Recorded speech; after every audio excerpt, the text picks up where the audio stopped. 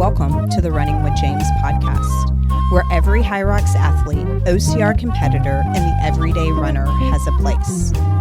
We're passionate about building a community that supports, building confidence that empowers, and building champions who rise. Together, we'll push limits and chase what moves us. Remember, when you change your mind, you change your life. Now here's your host, James Wyatt. Take it. Well, I told you the time before that we were just hanging out, and she looked at me. She said, "Dada, James is stronger than you." I was like, "Bro, watch Bluey and shut up." Watch Bluey and shut up. What are you doing telling me That's this? awesome. Just randomly out of your mind, just thinking. That's what you tell the kids. That's so funny. I didn't tell her that, but in my head, I'm like, "What in the world?" That's funny. That's awesome. Well, that's the wonderful thing about children. They will lift you up and make you feel special, and at the same time, crush your soul. They're the only ones who can do it too. Yeah, no one can do it greater than a child. Mm-hmm. So, had one the other day look at me and look me dead in my eyes and say, "I know you." I was like, "Well, hey, I know you too. You're Olivia's grandpa, right?" No. Oh no! I did tell you about that. No. Yeah, like you're Olivia's grandpa. I was like, oh. I mean, I was laughing like a lot. I was laughing really hard, but like it hurt. Crying inside. It was like joy and sadness all at the same time. I was like, oh, it's like, dang, I was like, that was cold blooded, girl. That was a good one. You got me. I had a little girl at Iron Sports one time. It was like a birthday party. She looked at me. She goes, "What's wrong with your face?" I had recently broken out. Oh my goodness! Kids are mean. I looked at her. They don't I even was realize like, they're being mean. I mean, that's the thing that I appreciate about kids is they're not being mean. They're not being mean. They're just being Truth. honest. They're Yeah. being truthful. Yeah, there's no filter yet. And nobody can handle the truth. People can't handle the truth. Kids just literally say, they're very literal. They say exactly what they're looking at. Yeah. And it hurts. What happens sometimes. to your There's no face? sugarcoating. There's no like being nice about it. Nope. What's wrong with you? Why you look that way? Lolo, do you want kids? Someday. You better get on it. That was one I got just last week. I mean, she's not wrong. I mean, if you're thinking about the whole timeline, right? You got 9 months, plus you got to court somebody, you got to convince somebody, right? You got to get married. Apparently nowadays you don't got to court anybody. Freeze your eggs. That's true. You could just go in and can I buy I actually 20 grand? I know a girl Oh dang! who went Did not know that? who went and got the artificial insemination thing. She wasn't married. She wasn't even dating anybody. She just said, "I ain't waiting anymore." Waiting on Yep. yeah. Yep. So she's That's single mom. cheaper. That's cheaper than Freezing your eggs. eggs. Mm-hmm. Yeah. Artificial insemination is like way cheaper. Yeah. Can I borrow 15 to 20 grand and I'll freeze my eggs? No. Dang. Okay. No. You'll be fine. I'm sure you'll get someone someday, and y'all will be madly in love, and you'll get married. You'll walk down the aisle, and then he'll knock you up and say la vie. You should get like a Russian flown in. A Russian? Why Russian? Yeah, like what are they called? I mean, they do mail have order mail- mail mail- order mail- husband. husband. Maybe we Yeah. got mail order male bride. Yeah. Mail order husband. Yeah. I don't know if I You want- think Russia's the best place to get I don't him know if from? I want him from Russia. You can get the dude from like intense. Rocky, his jeans. That's Rocky. But he's not from Russia. I thought he was Oh, Austrian. Yeah, I think he's like from some Eastern European country. Yeah, I don't think he's not Russian. from Russia. Are you talking about He the blonde played guy? Russians all the Yeah, the time. movie. Are you Like- talking about the really blonde? Dolph Lundgren. That's think what you he's- need. You need one of those type of guys. Yeah, I think he's either German or Austrian or something. Yeah. So Get one of those. The German accent, I don't know if it's super I sexy. was thinking Russian, but German. You can get one of those guys too. Can I mail order from One Scotland? of the like the Nazis like super soldiers that they like created. yeah, that's it.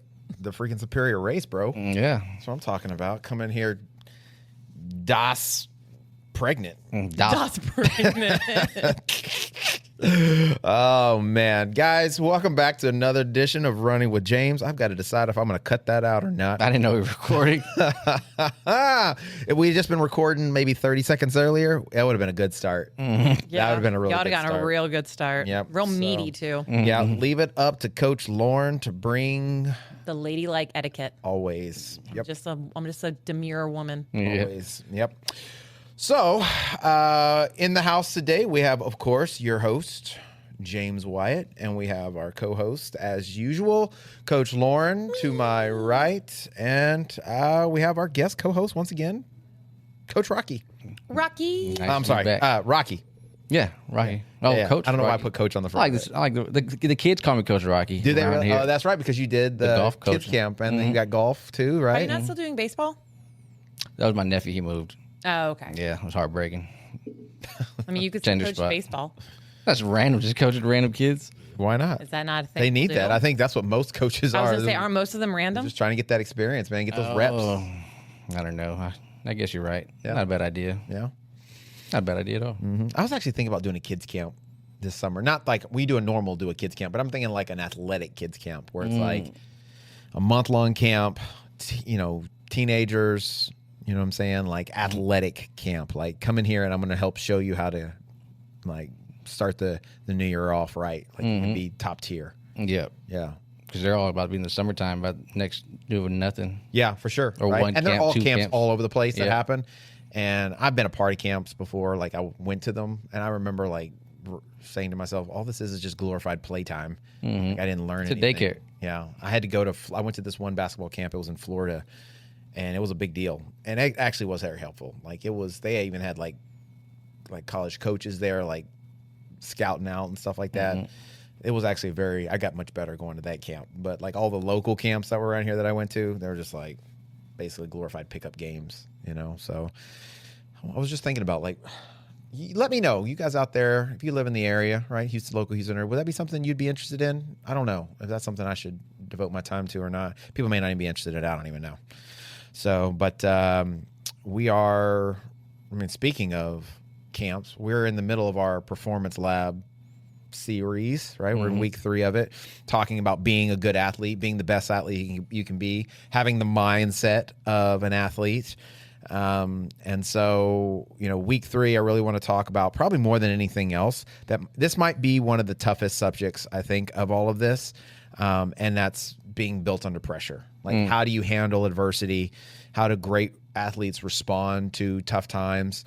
I just did a coach's corner with one of my athletes from Minnesota, and that was one of the things we talked about was navigating some of the tough times she had.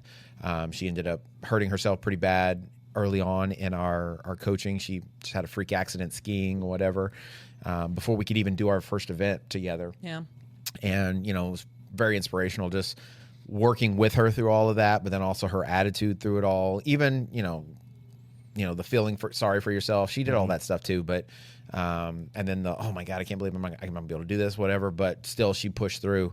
So I think that's really adversity is where you're revealed, right? Yep. When you go through the tough times, when you go through the challenges, that's when like your true character and what like you're really made of.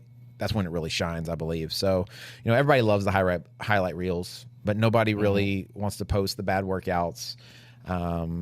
Pressure doesn't necessarily create the athlete, but what it does is reveal more than anything who the athlete really is. So, I think you have to put yourself in those situations. And, outside of motivation and outside of, the inspirational quote jazz or whatever, but like being able to be consistent even when, the pressure's on you or when you're not feeling your best. And stepping outside of that comfort to, make your weaknesses something as a strength. Right. So, maybe to get this thing kicked off, maybe one of the things we could do is start with a question. I know you guys love questions. Love a question. Especially Lauren. Love a Love a question. Yeah. So Lauren, tell me something. I knew I was going first. Yes. What's a moment in training or racing where things absolutely did not go how you had planned them? Oh, where do I start? Should I go with the obvious one? It's your question. You answer it however you like. ma'am. I've definitely had my fair share of just races alone that did not go as planned. One being, I think I've talked about it a couple times, my first pro race. Like, not that I went expecting, I did not go into my first pro women's race expecting to podium, but I had like an idea of how I thought I could perform, and I was humbled so quickly. And humbled in a way where I was like, I've talked about it, like where I wanted to literally walk off. Don't ever do this again. And I literally almost put the bag down in the lunges and walked out of the arena. When I say I was so close to doing it, I was like, I could just let go with both hands and just be done right now. Yeah. But the other one was my Atlanta race, like a little over a year ago. I was not expecting my pants to rip open. I think most sane people probably would have, like, as soon as they figured out they had a massive hole in their pants, they probably would have quit. because a rip in the pants. no, like straight up the seam, right where you don't want it. Nice. Yeah. No, not nice. Oh, yeah. Not nice. I think a lot of people probably would have I think a lot of people probably would have quit because it's very physically vulnerable to be in. And I was like, not sure, like, how am I possibly going to do this race without making this all so much worse in front of thousands upon thousands of people. But, you know, we got a little tape, a little camaraderie from my people, and a tank top later, and we figured it out. So those are just two instances. But in a training situation, there's been plenty of training scenarios where I go in feeling really good, and I go in feeling like really strong and like I'm prepped to take on the workout, and it just once again humbles me to like being sitting in a corner like crying because I just don't think, what am I doing? Like, why can't I do this? And I think a lot of people do have those experiences, but like you said at the beginning, those aren't really experiences that everyone's willing to share because it doesn't look sexy, and it makes you look very vulnerable because people want to look cool. They want to look tough. They don't want to be the person who looks like they can't do it. Yeah, I want to be a winner, not a loser. You want to be a winner, not a loser, even though that's totally not the mindset we want you to have. But that is like the bare naked truth of it, I think, sometimes. Well, you know, I coach kids pretty regularly, and I was talking to one of the parents of one of the kids I coach, and she was being very complimentary, and I was like, I don't really do too much. I really just wrangle him more than anything else. She's like, nope. So-and-so came home, and he told his dad and me that he's a loser. Oh. And she said, what? And his dad was like, excuse me, what did you say? She's like, yep, Coach James said I'm a loser. And she said, what? That doesn't sound like Coach James. And he said, yeah, because I learned that when you lose, you learn more. So I want to be a loser because I can be a better winner. Maybe he should have started with that. Maybe. Yeah. Let's start with that. Right. But he's learning that it's okay to lose. You need to learn. It is okay to Because lose. if you really want to win, then you need to learn how to handle loss. Yes.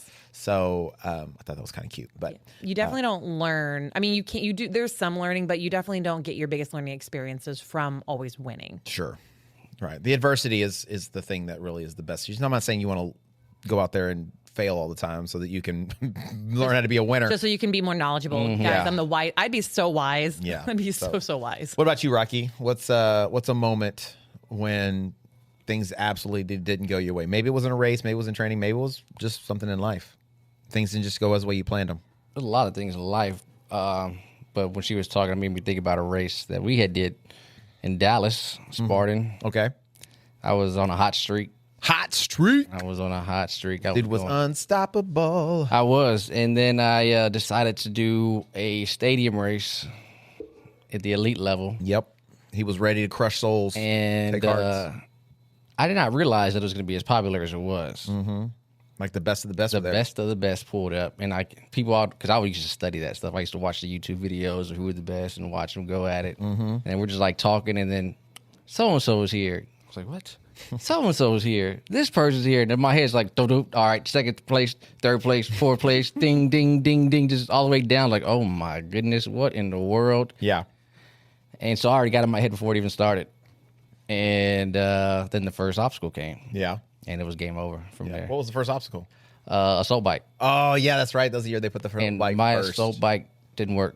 Yeah. I'm going to stick with it. I'm going to stick with that. Like you're pumping it wasn't going anywhere? It wasn't going. Nothing was That's part of happening. the course for Spartan, so I believe that's possible. Yeah, so that was also in my head, like, what the heck? Yeah. I was so mad. So, yeah, I ended up probably last, if that. I just remember the finish. The photo was like, yeah, and that was very defeating. Every part of it, every single part. So do you feel like it was, you were defeated, you felt defeated because of the physicality of it? Was it more like a mental thing or what? Like mental, and then it was also like, or what? It was like, imagine like, in school, there's an advanced class and there's like a regular class. Yeah. I can get the A's in the regular class, but I'll never be the smartest in the honors class. Okay. In the That's how you class. felt? That's how I felt. I was like, you're just going to be a little above the regulars, but be way behind the advanced. Mm-hmm. And I was like, all right, this is where I'm at. I'm plateauing. Yeah. So mentally, I plateaued after that, too. I gotcha. So that's where. So do you feel like that situation was a learning experience for the positive, or do you feel like, Or do you feel like it took you on a downward spiral? It was the beginning of a downward spiral. Okay. Then the marathon came. So you don't feel like you learned anything from it as much as it just like defeated you, or like made you think, I'm better than this. I can do better. Oh no, I definitely think that. I was humbled. I was like, stick to the regulars, bro. Okay. Don't ever just stick what you're good at. Yeah. Do that. I got humbled. It was defeatingly humbled. Okay. But then the marathon came. Okay. And that redemption. No. Oh. Not even close. No. Yeah, not even close. Okay. I've been out of shape since, as a matter of fact, now I think about it. Yeah. If we truly think about it. That was the beginning. That was the beginning of the end? That was the beginning. I was like, I'm switching sports. I'm quitting. Okay. I'm going home. What about you, Lauren? What do you feel like went wrong in your pro race? What do you feel like went wrong, say, physically? Stay with us. We'll be right back. Looking to take your running to the next level? Whether you're just getting started or chasing the next PR, my dad, Coach James, and BC Fitness have you covered. Join our in-person or online run coaching. Plug into our free weekly run club and train alongside a community that's built different. From HYROX and OCR to daily group fitness classes at our Houston gym. This is where athletes are made. Come run with us, train with us, grow with us. Visit mybcfit.com and start building your best.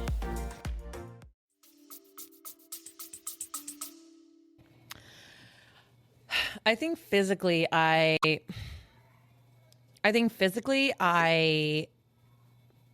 wasn't as prepared as I thought I was. I think when I looking at where I am now in like the pro, like in my pro races versus my first one, I think I thought I had like done everything I needed to do to have a fairly decent race, but looking at what I'm doing now, I was just not physically up to the bar to meet the expectations I had, if that makes sense. Okay.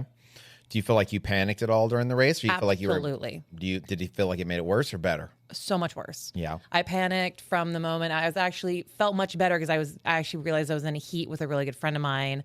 So we kind of like paced each other at the beginning, which helped me kind of like stay at a certain pace. But then when I got to the sled pull, which I thought I was going to do much better at than I did, I started really getting taxed. And I was like, oh, wait, this is so much heavier than I remember it being in training. And so I started to fall behind there. And then I just started immediately like freaking out. And then I got to the burpees, and it was like from the burpees on, it was just like a slow sliding down the hill. Sure. Yeah. Mm-hmm. Well, if you're an athlete of any experience at all, we've all had those moments, right? Yeah. We've all had those opportunities, right? So, but I'm going to be honest. So prepare yourself, people. Okay. Much like the sweet honesty of a child. Mm-hmm. Okay. This may not be the most comfortable episode. That's fine. So just throwing that out there to everybody out there listening right now. And I think the number one reason why these types of things, these moments happen, right? A lot of it, I think, is because when you get in those pressure situations, when you get into those types of events, what you're really revealing is your preparation, right? Absolutely. How well did you prepare for what you were going to do, right? So, race day exposes habits, preparation, pacing, emotional, mental control. Yep. It exposes the things we always talk about, nothing new on race day. Nothing so new it on race exposes yourself to, did I actually do practice this stuff to get ready for this? Yeah. Is this new? This is all new. Is this the new stimulus? Right. Is this feeling new? Right. And so, what I've learned is, I'm not going to mention a name, but I bet both of you are going to know who I'm talking about the moment I start talking about it. It's But there was this, no, it's not all about you, Lauren. I'm joking. There was this guy in Ninja. He used to come to the gym. And this dude was legit. I know who it is. Like everything, like Already. he would always be the first one to conquer something. He was always doing some kind of new little cool trick. I know it is. And he was legit.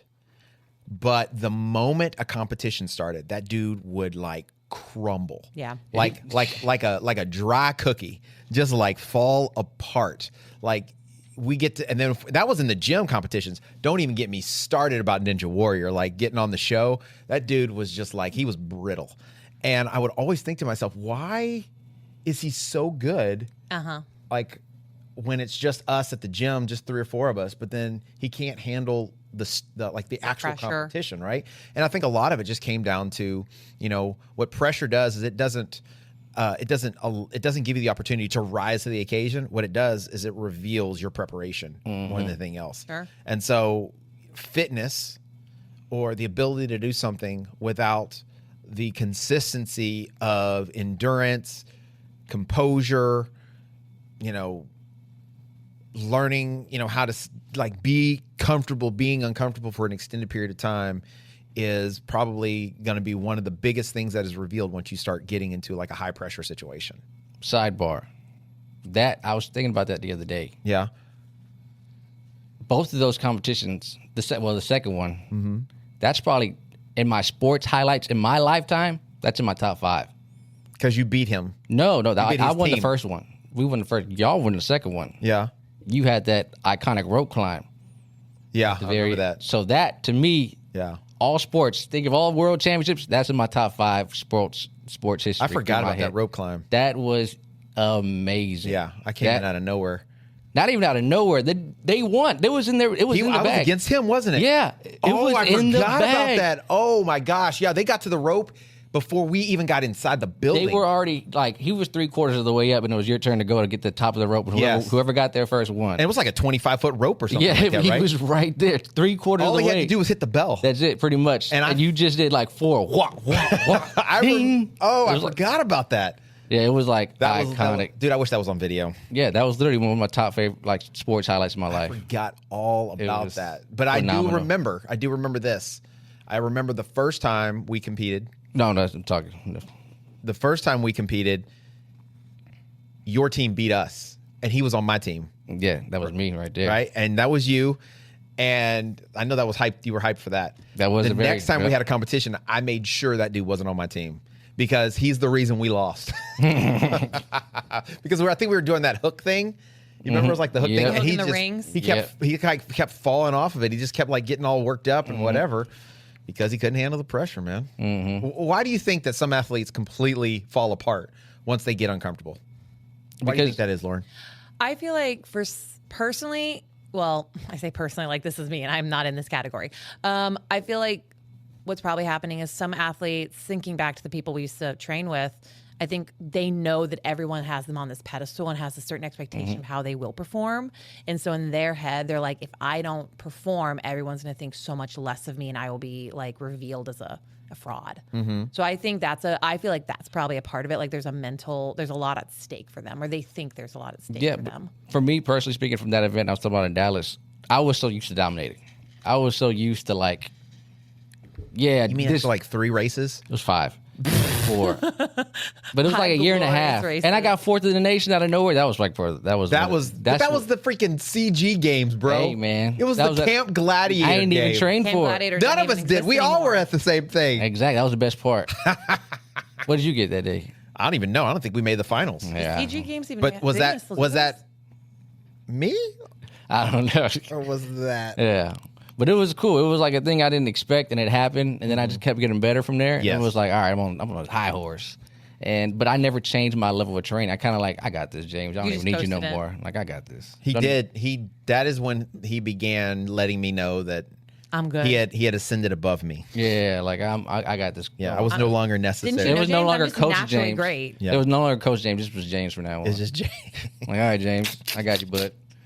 And so my training never leveled up. And so when it happened, I was getting frustrated and all that because in my head, I was this. Yeah. But in real life, you're right, it exposed my training. It exposed where I was at. And when that happened, it also exposed my character. Oh. That's why I was so frustrated, all that. Because when I was dominating, actually training, doing all the things we were doing, my mind was there. My breathing was there. Everything was always smooth.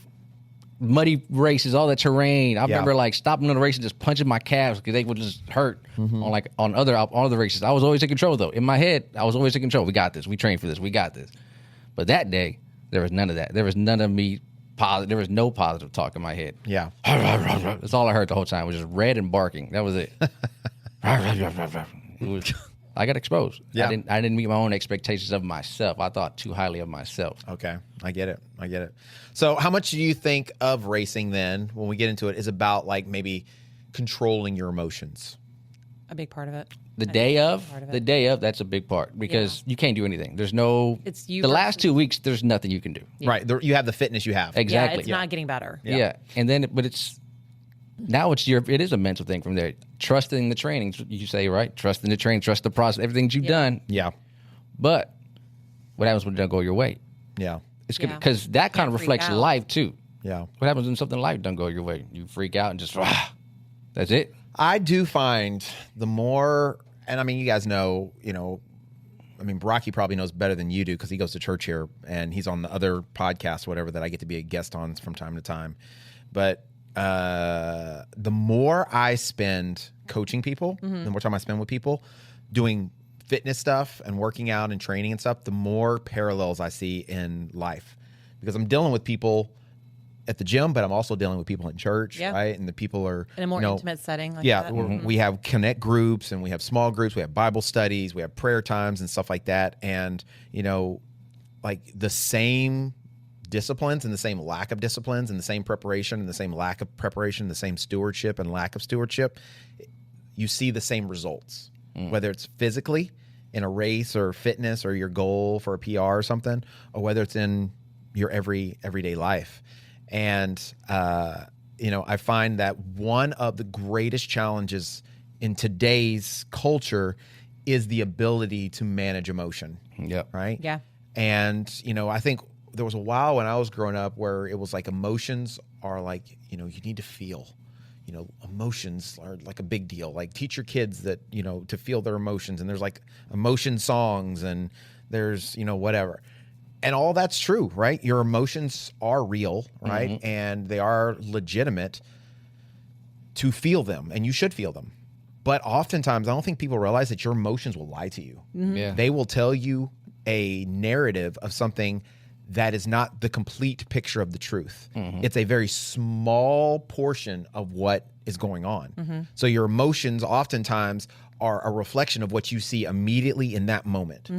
They have nothing to do with what happened yesterday or what built up to this moment.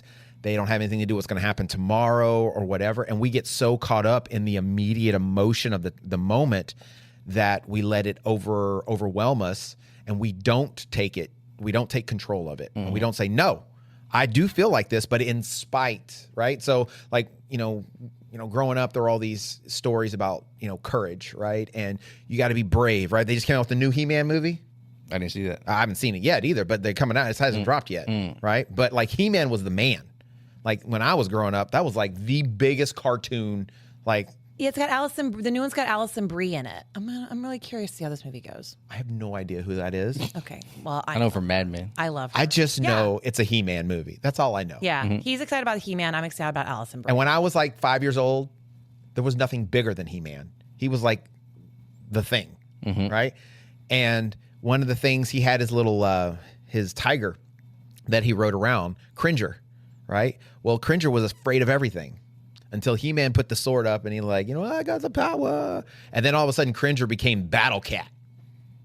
And so, you look at him and you're like, okay, well, he's a bigger tiger now. He's got all this superpower. But really all that happened was they put a mask on the guy. And I always used to think of it as like that mask gave him the ability to, have the courage to keep moving forward. And he also had his friend. He had He-Man, the master of the universe, But the thing is that what real courage is not that you don't feel fear. Real courage is in spite of the fear, you keep moving forward toward the fear anyway. And so like with emotions, I feel like, yes, sometimes we're sad. Yes, sometimes we're upset. Yes, sometimes, we are scared, but if we can manage those emotions and we understand that our emotions don't control us, but rather we can control them, well, in spite of that, we can work through that. And I feel like the only way you can do that is through practice. Yep. Through training, right? So, I mean, like, has there ever been a workout, Lauren? Okay, give me a training session where in your mind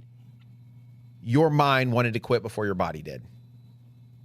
Yeah. Or, let's go further, where you actually quit. Oh, in a training session? Yeah. Where you're just like, nope, Stay with us. We'll be right back. Are you ready to unlock your full potential? I want to introduce you to the Fit, Healthy, and Happy podcast, a powerful resource to transform your life today. With expert interviews, practical tips, and inspiring stories, this podcast is your roadmap to lasting wellness. Here's what a listener has to say. I used to struggle with my health, but this podcast changed everything. It's like having a personal trainer, nutritionist, and life coach totally for free. With over 2,000 five-star reviews, we're a podcast you can trust. The Fit, Healthy, and Happy podcast, available now wherever you get your podcasts.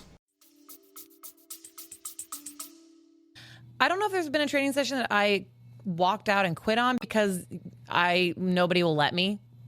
Everyone kind of keeps me forced in. But I will say there's been a sled workout that we did that mentally, like, I was clocking out fast because it was just from the get-go. You clowns were crying. Literally, that's what I'm saying. We were clocking out. It was so hard. Both of them. We were two ladies. There were only two women in the room. And We they were both crying crying. in the workout. Wow. We Yeah. were crying. That's how hard it was, dude. And I told her she's not allowed to leave. And she said, you're not allowed to leave. I'm like, all right, guess we're suffering until we either die or finish it. It's one of the two. We finished it, but no, like, my brain was clocking out way before my, like, body was, because it was so hard from the get-go. If she wasn't there, would you have quit? There's a good chance. Actually, yeah, if she had not been there, there's a good chance, because it would have been me versus all the guys, and they were like, yeah, y'all got this. Oh, big man, big strong man, lots of Pretty testosterone. sure, number one, we didn't sound like any of that. We were actually very quiet. We didn't say anything. Through my lady glasses. That's what it seemed like. Just big, strong. Like, it was basically like an 80s Rocky Balboa montage. And then there was me in the corner. Like I said, your emotions will lie to you Like, because none of so that happened. Hard, guys. That workout was so hard. You know, I had a workout one time. It wasn't even that long ago, where I was doing like a double threshold day. So I do a threshold in the morning and then I do one in the evening. And I remember I got up early, had a class, had a client, and then I went immediately after that client to go do the run. And I got out there and I started running. I did my warm up and everything, and I was not feeling it. But I was like, nope, we're going to get this done, James. And I took off, and I could not get my legs to move fast enough to hit the pace. Like, period. Like, not at all. I got about 6 minutes in, and I just could not run any faster. Like, for whatever reason, I just couldn't make it happen. And I was running downhill. I was doing the better part of the course, right? And so about 6-7 minutes in, I just called it. I quit. I was mentally trashed. I was like, my body can't do this. Obviously, I'm not coaching myself up enough to do this or whatever. Man, this sucks. I was like, I guess I'm gonna fail all day today. So, you know, I finished the run. I finished the mileage. I didn't do the speed work, but I finished the mileage for that morning session. Then I went home. I ate some food. I took a little nap. Then I went back to work. Right, came in, did my normal day, and then that night at 7 o'clock, I was supposed to go to the threshold run. And all I was thinking about all day long was about how I had failed in the morning, about how I sucked it up and like how I couldn't do it. And so I was like, you know what? Let me do everything I can to try to prepare myself for this. And I got out there, and it was crazy. I felt completely different in the evening. And not only did I go out and run the threshold run, I smashed that thing. Like, I crushed it. And it didn't even feel that hard. Yeah. Right? And so, whereas in the morning I failed miserably, I was able to bounce back hours later and accomplish the goal. So did I meet the goal for the day? Not necessarily. But did I learn something from it? Did I overcome? Did I boost my confidence? I feel like I did. Yeah, for sure. So what do you guys feel like is the difference between being able to go through those challenging moments, those discouraging or those moments of discomfort, and navigating that between that and like actual like physical danger, like injury? Like, hey, if I push any harder, I'm going to hurt myself. Just bang the heck out of that microphone. I'm sorry, I really please. did. I really did. I got that one good. Rocky? So what's the point of, like, what's the difference? Like, how do you figure that? Because I feel like sometimes people, they stop because they're like, yeah, I don't want to get hurt. Yeah. But they're nowhere close to getting hurt. Yeah. And then sometimes people don't stop when they should because they're about to get hurt. Yeah. Right? We had a little situation at the track on Sunday. That was a little scary for a second. At first, I thought he was joking. No. I could tell he hurt himself. But like, someone had said that he looked like he had been kind of pulling up and limping a little before that. So I don't know. I didn't see it. So Yeah, I'm I just didn't going know off of that. what they said, right? But you know, you want to push. Everybody else out there pushing, so you don't want to look weak. You don't want to look like you're less than. So you push, and then you maybe push a little too hard and you get hurt. So how do you differentiate between like pushing beyond your comfort and pushing to a place of injury where you might actually endanger yourself? So my very first half marathon, it was 13 years ago. Okay. I didn't know anything about running. Well, I did know stuff about running, but I wasn't doing anything at the time. My sister's like, hey, you want to do this half marathon? Okay. We raised money for the Down Syndrome Association. But I did zero coming from off the couch. Yeah. To run a half marathon. I was like the last two miles in, coming in down Allen Parkway, I think, right by, what's the last 2 miles, like that area? Yeah. Coming in downtown. Mm-hmm. And the bottom of my foot was like, done. And I remember just telling myself, if you stop now, you're not gonna be able to do anything no more. Yeah. And my foot, it was like hurting to touch, like hurting, like every time I stepped, ow, ow, Yeah. ow. And I was like, we just got to keep pushing. But I told myself, you're going to be hurting. But I knew I had a little bit, a little bit of bounce. There was a little something there, but I was worried I was going to injure. Well, I actually couldn't walk right for a month and a half afterwards. So you did injure yourself. I did injure myself. Yeah. But I was able to push through it. Was it like a stress fracture? What was it? That fool didn't go to the doctor. He doesn't know. Yeah, Ow. he's exactly right. He's exactly right. But he probably did, yeah. Yeah, so I don't know what happened. I just know I finished it. Yeah. It hurt. Yeah. Good time. Yeah. Good times. I think, and there's different mindsets, right? There's different, and then some of it I think has to do with maybe your background, Sure. right? Your history and stuff like that, because I have never done a race, right, where like I've ever thought about like actually walking off the course and just quitting, Yeah. right? It's not fun. Every race I actually always think about it. We always get to that one point. Like there's in always a HYROX where, moment. like, this is dumb. It's like a split second where I'm like, this is stupid. I don't want to do this. I shouldn't be doing this. I'm gonna quit. I could go home. Whatever. Well, I'm like, you got to cart me off to get me off. get my wallet. But that's the thing is like never realistically in my mind or in my heart is that an option, right? Mm-hmm. I did an OCR race or OCR World Championships one time, and I got in like 2 miles in the race, I got these humongous blisters on my heel, and it was just so painful, right? And it was only really painful when I was going downhill, which the rest of the race was downhill. So I was going backwards. I was bear crawling, everything, and 7 miles of just mountain climbing and running down hills and obstacles in just excruciating pain, right?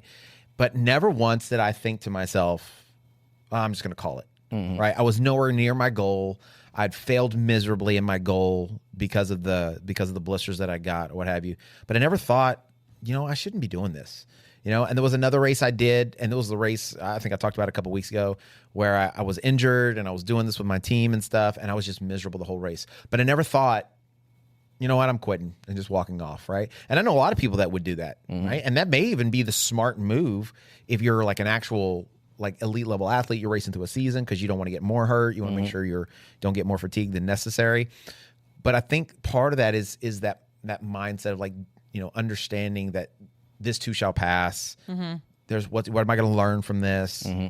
And in both of those situations, I think those were two of the greatest launching points, the greatest foundations for not only the training and the coaching I do now, but for understanding the value of preparation and understanding the value of like making a plan for what it is I'm about to do. Yeah. And then executing that plan so that when I get to my race, I can create another plan that I can execute based off of all the stuff I've practiced. Yeah. And so, whereas they were miserable and I probably maybe should have quit, but I would not let myself quit. I learned so much from those two encounters that I believe personally, not only did it help me like leaps and bounds, but it helped like shape how I would coach people like moving forward for years to come. And I think there's something to be said about like if you're trying to determine if what you're feeling is like your body, like your brain just saying, oh, you should quit, like this is bad, and it actually being like truly a bad situation. Right. I think you've been coaching longer than me, so you definitely give your feedback on this, but I think you need to be able to slow down. You need to like really assess what is it you're feeling. Is it like your heart rate's just really high and you're like just kind of freaking out? Or is it like something that I can fix with my form? Like sometimes if I'm running, if I'm getting tired and I run, my form is the first thing that obviously goes out the window. And I will generally start to feel it in my ankles or my knees because my form is poor. So if I feel something specific, I'll slow my pace down. I'll really hone in, okay, on my form, make sure I'm driving my knees and picking up my feet and I'm doing this. And more often than not, I will feel whatever discomfort I feel go away because I've assessed the situation before I panic. Nailed it. And am I hydrated? Am I hydrated? Am I enough? hydrated? Yeah. Did I like prep properly to be here versus like, am I going through everything and am I feeling like a true pain that's not going away? And am I just going to push through that pain and like see what happens? Yeah. Well, what you're talking about is like overcoming the adversity. But the only way you can do that is by practicing it, right? Because you've experienced that in the training. And so what you've learned or what you've established, right? Or you've been taught, one of those things is how do I work through this? Yeah. And you're not going to just magically know that on race day, right? You have to practice it. You have to be taught that. You have to train it. You have to learn it, whatever.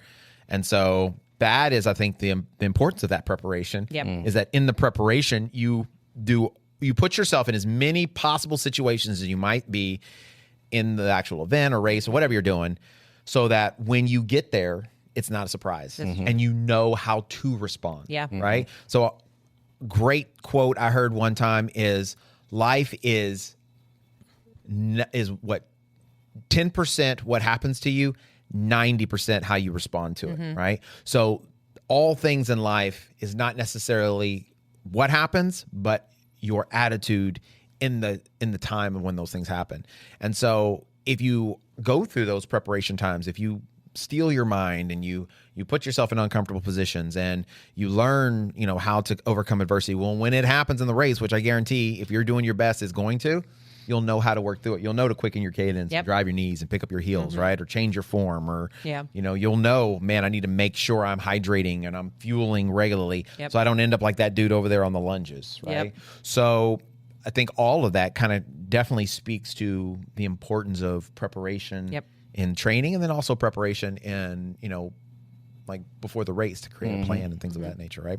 And so, but when you go through those moments of failure, I think learning that failure needs to be feedback. Yeah. Right? So I think there's three very interesting dichotomies here in that she's had some challenging races, and from it, she's got some sort of story to tell or perspective. Yep. You've had some challenging races. You have a completely different perspective and a different feedback on it. I've had some challenging races, and I have completely different feedback and perspective from it. And so I think all of those failures, the feedback that each one of us got, was shaped on our own character, as Rocky said, by our own experiences, by our own preparation.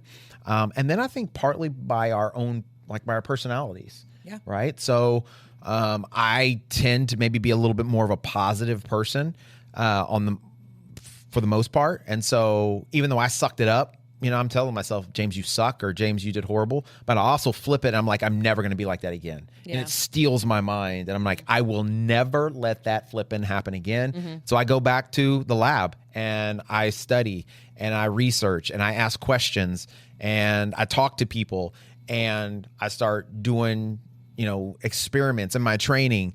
And then I go back and that doesn't happen again. Right. But then ultimately, because perfection is never attained, something else happens. Yep. And then that teaches me another lesson. And so for me, that in that failure, I get a lot of really good feedback. And so that's why I'm teaching these children to be losers.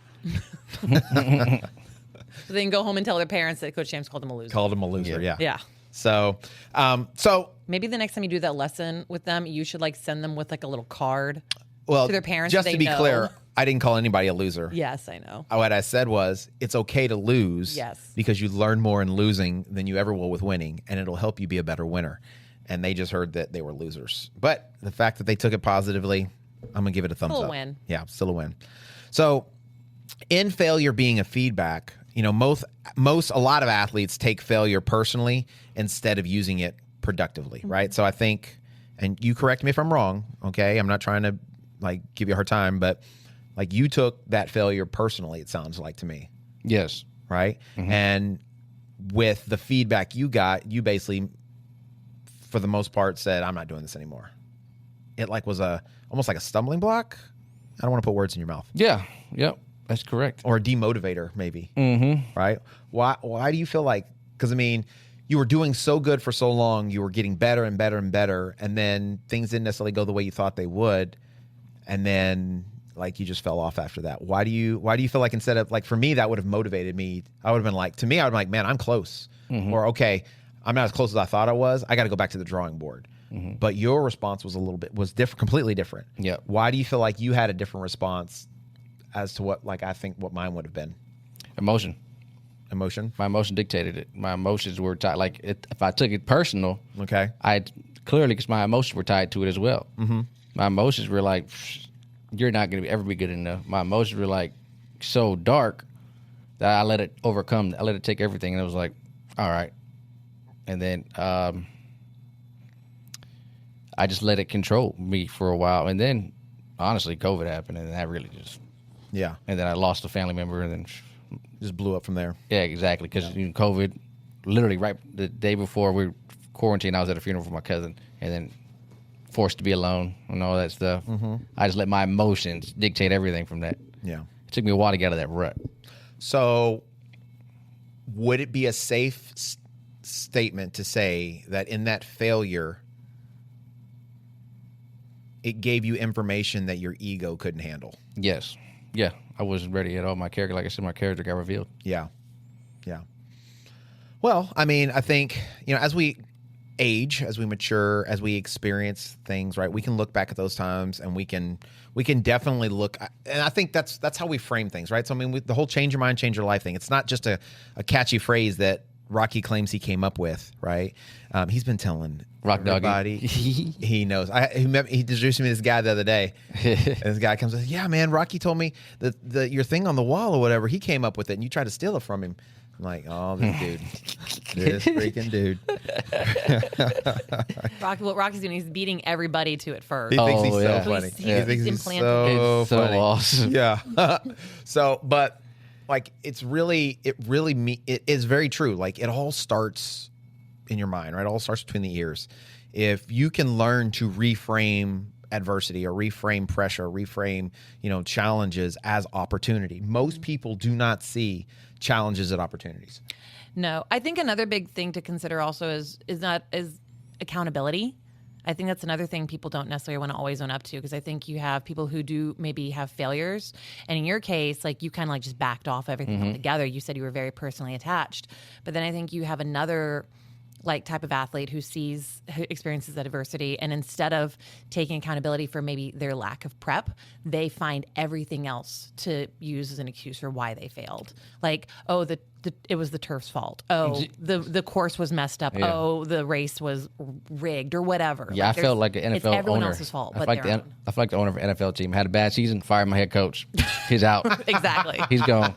Yeah. That's funny. Well, I'm trying to be nice here, people.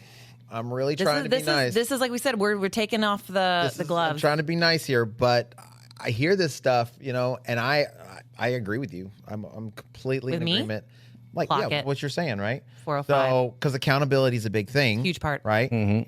But I think maybe the disagreement would be not having accountability with yourself, right? Yep. Being real with yourself, Yes. right, and not trying to blame all the factors. Oh, I just didn't feel good, or Yeah. I had horrible sleep, or the turf was jacked up. I was just off that day. I was off that day, right? I Yeah. just had a really I mean, bad we've day. all done it to some extent. But that, I would say, be honest with yourself. Yeah. But I do agree with the accountability, and that I feel like oftentimes the biggest challenge is to be accountable to other people. I see it all the time. I have coached people who went on to coach themselves, and it seemed like I could be wrong. I'm just this is 100% assumption. Do y'all understand what I'm saying? Yes. If we're not calling anybody Assumption. out. And you know what assumptions can do. Yes. Right? So this is 100% assumption, but it feels like they were trying to coach themselves to show Yes.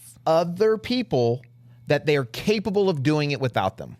I agree. Specifically to me. I think that is a very common thing, because we all know that how ego is so precious. And pride. It's so precious to people. And so people, like, if their ego's bruised and they're like, well, I'll show them. The I'll show them is like, that's the kill. What is That'll pride, take James? it out. Pride comes before destruction, and a haughty spirit before a fall. There we go. So, And I see that. I've never not seen that. When people, no, it has nothing to do with me. Please understand what I'm saying. I'm not saying that I'm the be all know all, okay? But every time that's happened, in my experience, they fall flat on their freaking face. Every stinking time. And I don't know why. Because, like, to refuse help, to me, that is the greatest form of pride. It is the greatest of unnecessary pride. Because nobody else, especially me as a coach, my whole job as a coach is to try to help you, right? You heard me on that you didn't hear you couldn't hear her, or you just heard me yelling, right? Yeah, right. I heard you yelling. But you heard some of the conversation we were having, right? Dude, you want to talk about adversity? You want to talk about the things that she was struggling through? Her knee was all jacked up. She's a nurse practitioner and like a pediatric nurse practitioner, so she's like on call half the time for like crazy surgical kind of things. And she's a mom. She's got 2 kids. She's got a husband. You know, she's managing all this stuff. And then 7 months out of the year, it's freaking negative 20 degrees and with 40 inches of snow on the ground. And she's got super jacked shoulders. That's a positive. But so, like, there's every excuse in the world and everything in the world. And this individual is a very high performer. Like, she's cool. Like, she holds herself very accountable. And will push and do like more than she should. She's strong. Right? She is very strong. She's very strong. But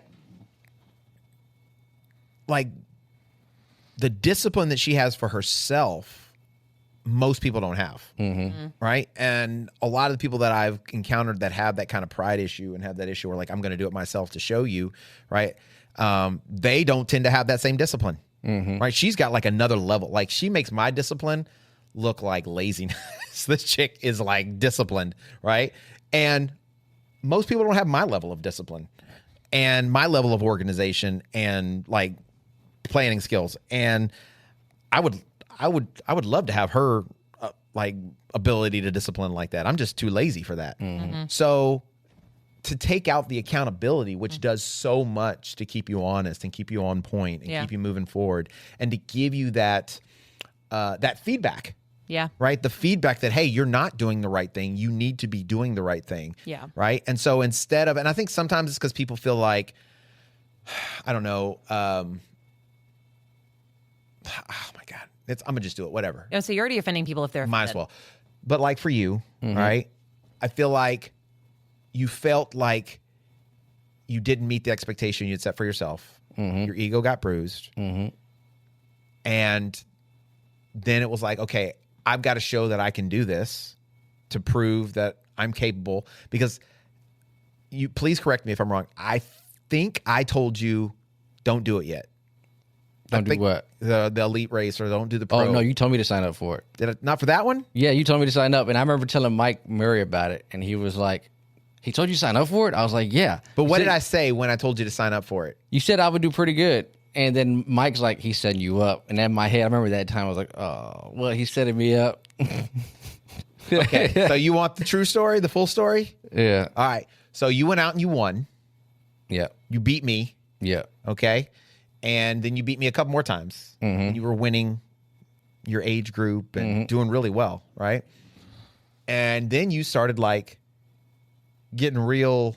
Big in britches? Yeah. Like whatever. And so I was like, and I told you, you know, give it another season. And I think you're going to be ready, man. We just got to get some more mileage on you. We got to put some more strength on you, work on that speed. And you were like, no, man, I got this. I'm ready. So I was like, okay, why don't you sign up for this one? Because I knew that it was short and it was fast. And so if there was a chance for you to like not, it was the lowest opportunity for you to like blow up. Does that make sense? Yeah, I think I also was motivated by financial gain. Because there was money. Top 20 gets money. I was like, oh, 20 right? Because it was like a championship of some sort, right? And so I knew that it was a championship and the best of the best were going to be there. And so I was like, okay, this will be a great opportunity for him to learn a lesson.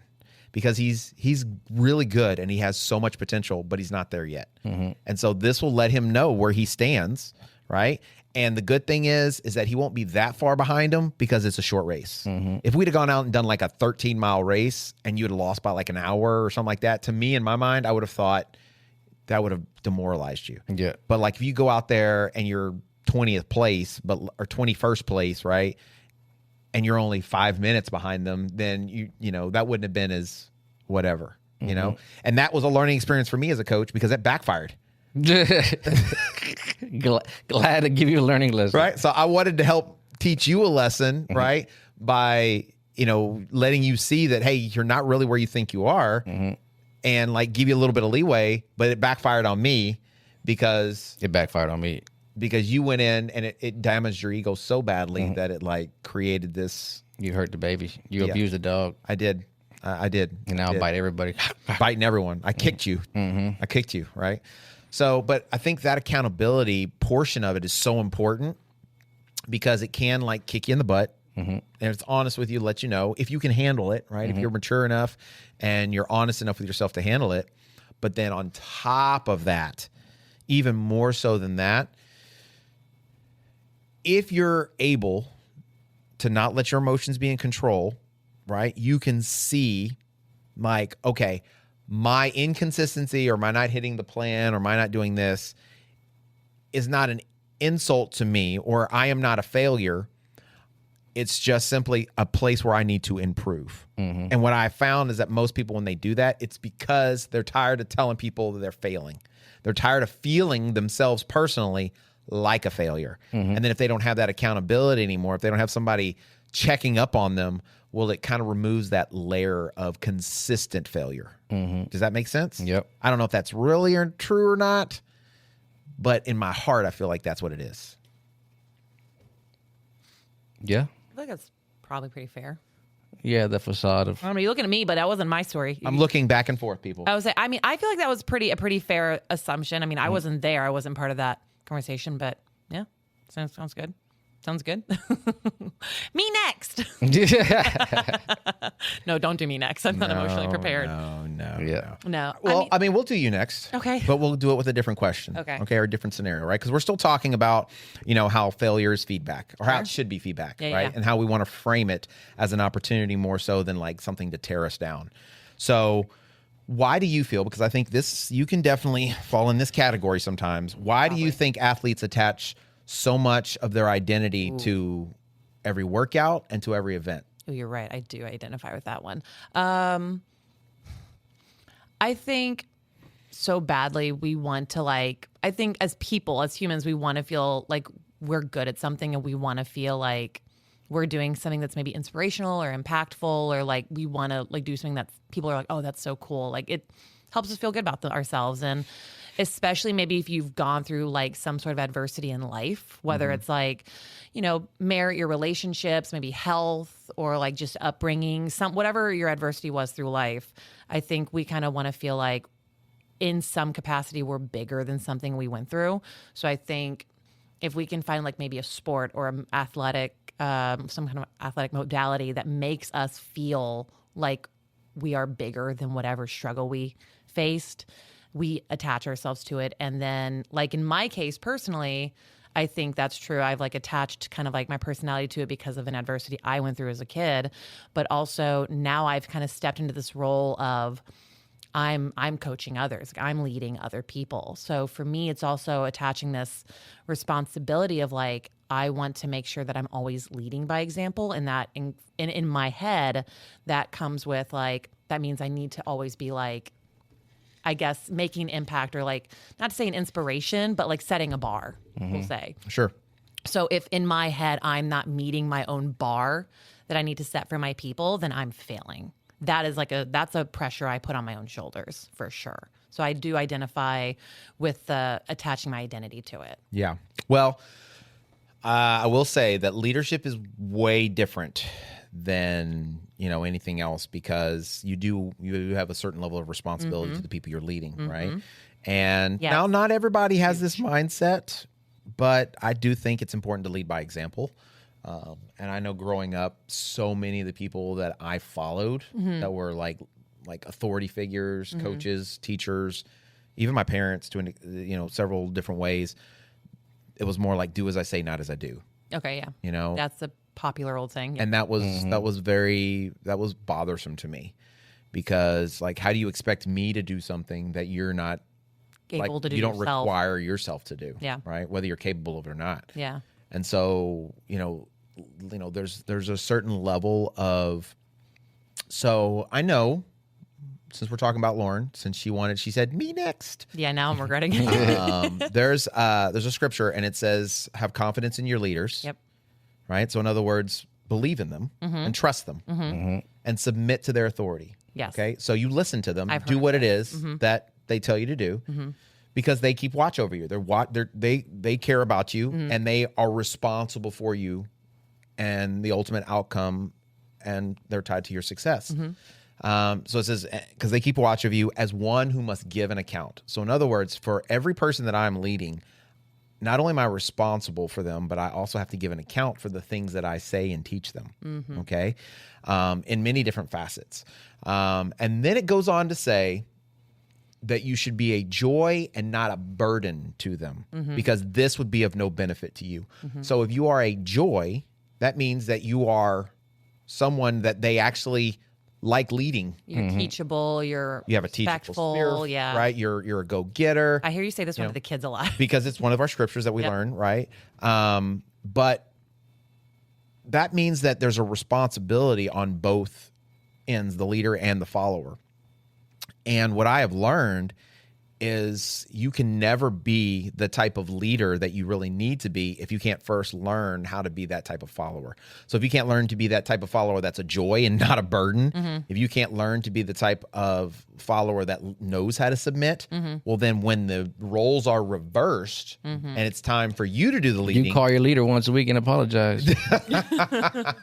you realize, man, this leading thing ain't that easy. Oh my! Right? Really not. And if you weren't truly able to handle the pressure of following, you'll never be able to handle the pressure of leading, because as you're learning, there's another level of responsibility. Yeah. Because now you're not just responsible for yourself, but now you're responsible for all the people that you're trying to pour into. Yes. Right. Now, I think it is a good thing for people, because it does kind of, the motivation kind of changes, right? 100%. Yeah. I've definitely found a new motivation. So like you have another level of accountability Yeah. because you're like, okay, I have to do this I have to because I have to, Up right? to the level. So, but oftentimes what I find is like, it's really hard to rise to that occasion. Go back to that preparation. The following, learning how to follow, is part of the preparation of learning how to lead, you know? And so if we're not preparing ourselves for that leadership, well, through learning how to be a good follower, then you're really not setting yourself up for the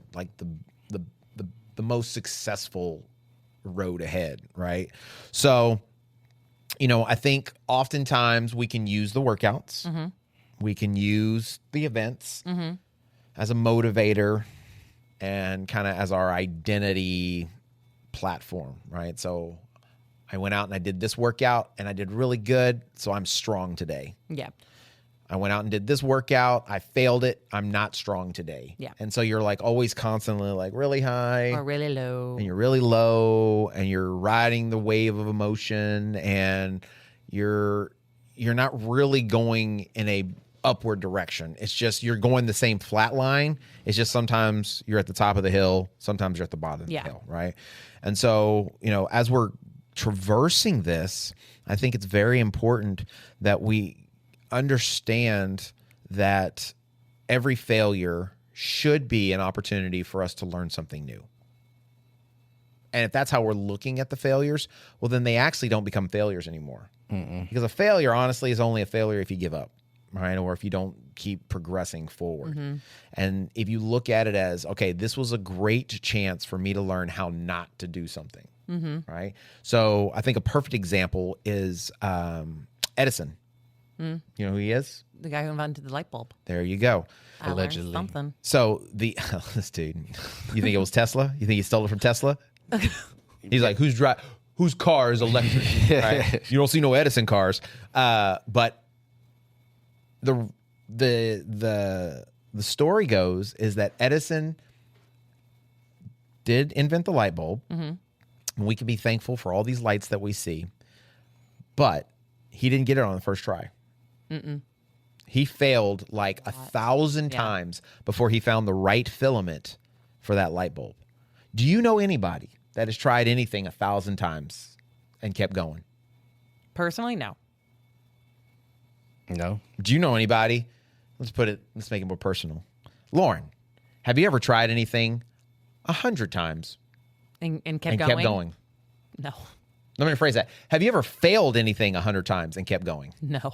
Okay. This dude failed 1,000 times. That's a lot. That's a lot of failure to also like learn, like to keep track of, like, because he keeps track of everything, so he knows not to do it again. Yep. Yeah. So that's a lot to keep track of. What didn't work, whatever. So one of the things in his mind was that he hadn't failed 1,000 times. He just learned 1,000 ways it didn't work. Yep. Until he got to the one that actually did. Right.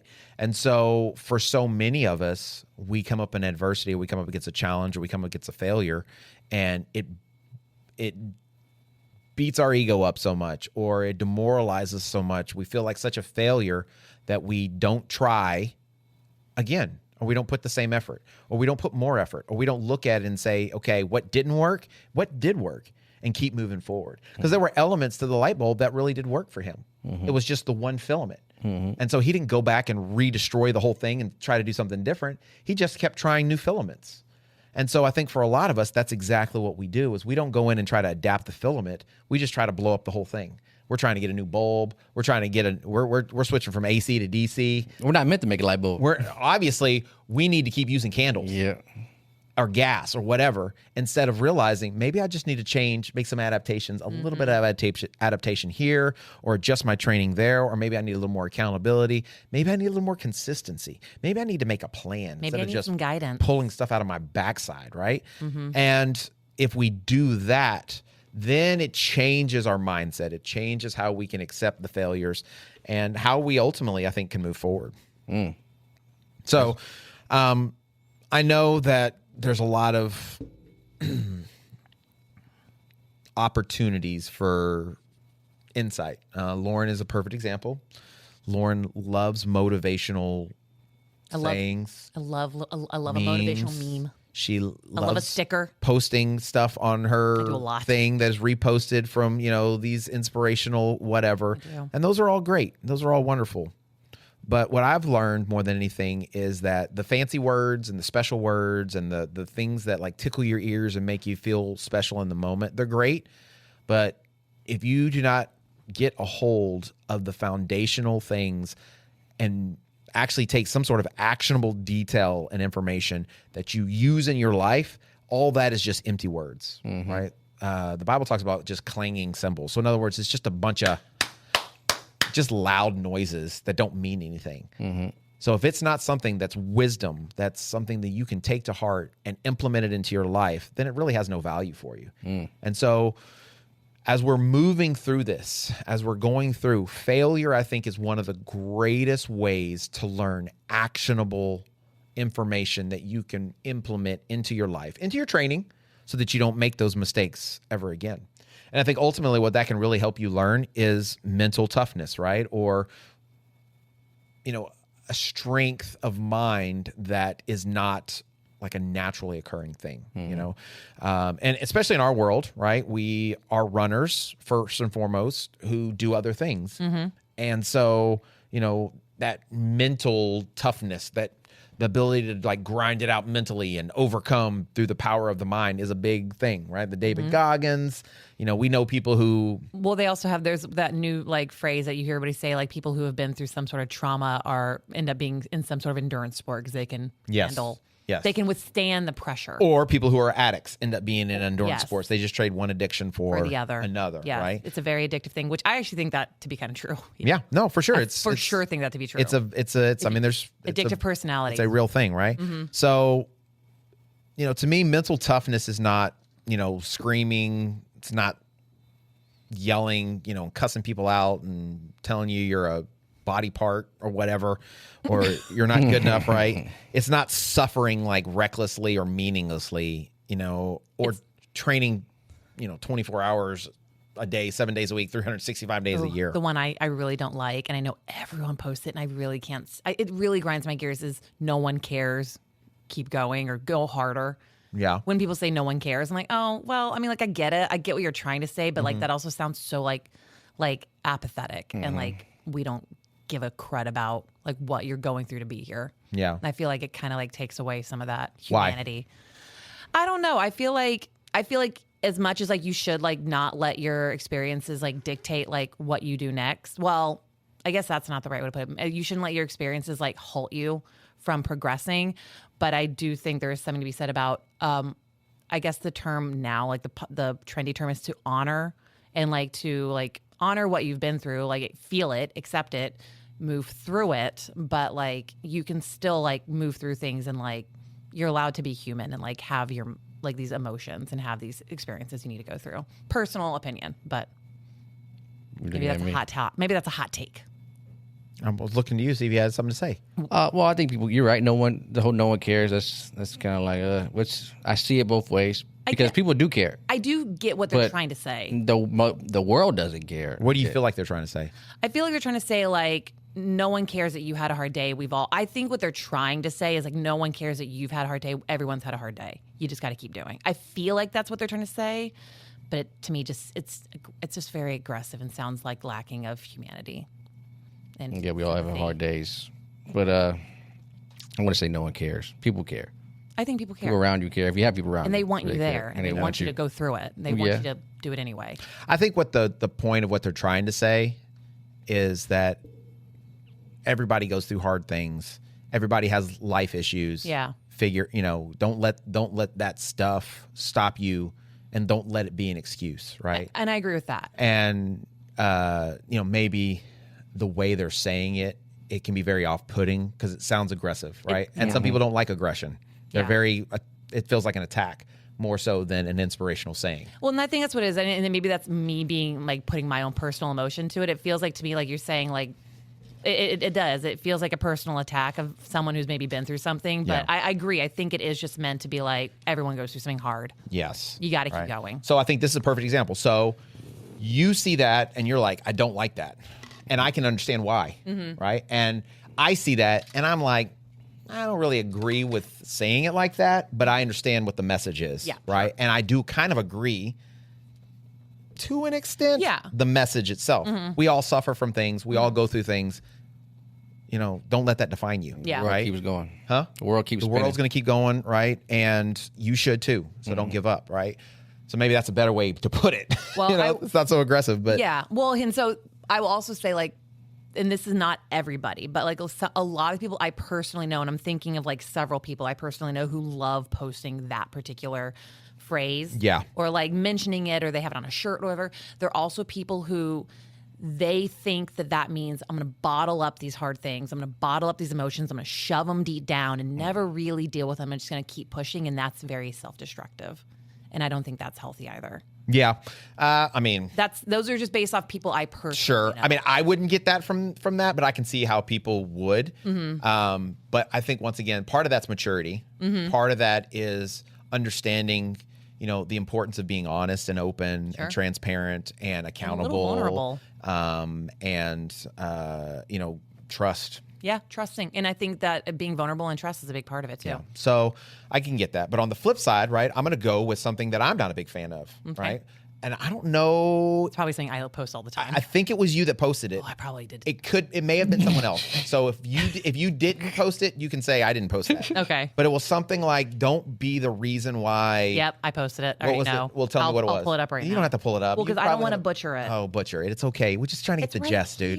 Just trying to get the gist. 2 seconds. I did post it. Guess that quote, James. Don't be the reason why. Don't be the reason why somebody doesn't eat or somebody throws up. Or oh no, it's already gone. It said, please be kind. Don't be the reason that somebody doesn't get out of bed, somebody skips a meal, and somebody feels left out. Everyone's going through a hard time, or everyone's going through something. There you go. So it was all about kindness, right? And I did post that because I feel like that to be very true. So I see that, okay, and to me, I understand them. I completely understand. And I don't necessarily disagree with that. We should be kind to people, and we should encourage people, and we should be a help rather than hindrance. Yes. Right? I'm a big believer in that, right? Yes. In fact, I think it's hilarious, so hilarious, how it would work for one thing but not something else, right? And this is a hot topic. We're not going to get into this, but how emotionally we don't want to be the cause for somebody doing something, right? Okay. Yes? Yeah. Okay, that's what basically the that is the base, about, but yeah, right? yeah. And we, so in other words, the insinuation is that my actions and the thing that I do would keep you from getting up or would force you from eating a meal or being successful. Yes? Sure. Okay. Yeah. But when I say ladies, be cautious when you're running out half naked with your little booty shorts on and your boobies hanging out because men tend to be more visually stimulated and it's hard not to look. How the responsibility is on us to not look, but you don't have personal responsibility for what you do. So it works both ways. Do I agree that we as men should learn how to control our eyes and our passions and our desires? 100%. But is there a responsibility as well to respect the other person and not be a hindrance to them? It works both ways, both physically and emotionally. And so the saying itself doesn't bother me, but the idea works in multiple areas. So we all, I believe, have to take personal responsibility for our own actions. So I should do everything I can to be a help for other people, not to hinder other people, but also I have to take responsibility for myself and not let other people be my excuse for either doing or not doing anything, because ultimately I control my response. That is true. I agree with that. That's why I don't come to the gym. I agree with that. That's good stuff. I believe that would be a thing where you would say, message. No. actually it would be, got him. There's a whole conversation there, but it is not in this podcast. Yeah, because now we're talking about personal freedoms and about being strong. No, because it's getting off topic of what we're talking about. Like I said. There's a whole conversation here. No. I think I just shut it down. My closet, my choice. Yeah, exactly. Oh, yeah, but not my meal, my choice. Yeah. All right, so what we want to learn to do is to respect others, to help others, be kind to others, understand that people are all going through things. And I think that's where having the right people in your life, having the right accountability, the right leadership, those things can come and play huge roles in developing the ability to be mentally strong, right? So yelling and screaming and, being hard, all that stuff is great, except those same people tend to be the first people to crumble. Yes. Those, or get hurt. Real toughness is not going out and running a 100-mile race and jacking yourself up for 6 months. Yes. Or not ever doing easy days, and every day you run is 0, 10, 0, Right, 20, no. 25. Real toughness is consistency. Discipline is always quieter than motivation, no matter what. Every day, putting in the work, doing the right things, doing the things that you don't want to do, getting up early, eating the meals you don't want to, making sure you're getting the calories in, make sure you're getting the sleep in. Those are always going to pay bigger dividends than the great motivational memes or, the go one mores, the stay hard, the whatever. Do tough stuff. Do tough things, whatever, Yeah. right? So sometimes toughness simply means backing off before you get hurt. Sometimes toughness simply means today I'm going to do what I'm supposed to do, not what I feel like doing. Because, really, for a lot of people, that is a tough thing for them to do, is to actually chill out a little bit. Yeah. Slow down. Going easier, slowing down. That is a really tough thing for some people because they just have it in their head. If I'm not crushing myself every day, it's not worth it. But yeah, for me personally, been running lately, and I see people when I'm out there. If there's no one there, it's easy. It's easy for me to go slow. But if there's people there, I can't help to look at me like, man, I got slow. Yeah. They're not thinking about me, but Yeah. in my head, they're thinking about me. Right. But you know what that is? Ego. Creeping back in. Pride. It's that ego. Yeah. It's that pride, right? And I say this all the time. In my opinion, pride has no place in sport. I'm not telling you not to be proud of your accomplishments and not to be confident in who you are, but having that vanity, it has no place because number one, it means you're probably comparing yourself. Comparison is the thief of joy. But then number two, it also means that you're forgetting what the whole point of what you're doing is. You're not trying to get better than some guy you don't even know that's running on the trail next to you that you have no earthly idea what they're training for. You're trying to be better than you used to be. So you're working on improving your fitness, your skill sets, what you're capable of doing.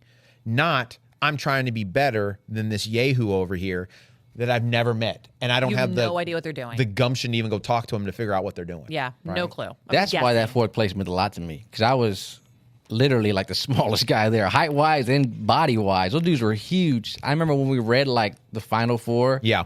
They looked at me like, what? They were all upset because they thought I cheated or something. That's awesome. Hey, I remember some lady, she was like, that is so amazing. Because remember, I wasn't even qualified to go. No, I was a reserve. Like a reserve. Yeah, Someone you got didn't- in on the backside. Yeah, someone didn't make it. They couldn't go, and they called me up. I was Yeah. like, oh, okay. Yeah. So I remember some ladies like, that is so amazing. You're not supposed to be here. I'm like, ouch. Yeah. that hurt a Okay. little bit. You're not even Hurt a supposed little to bit. be here.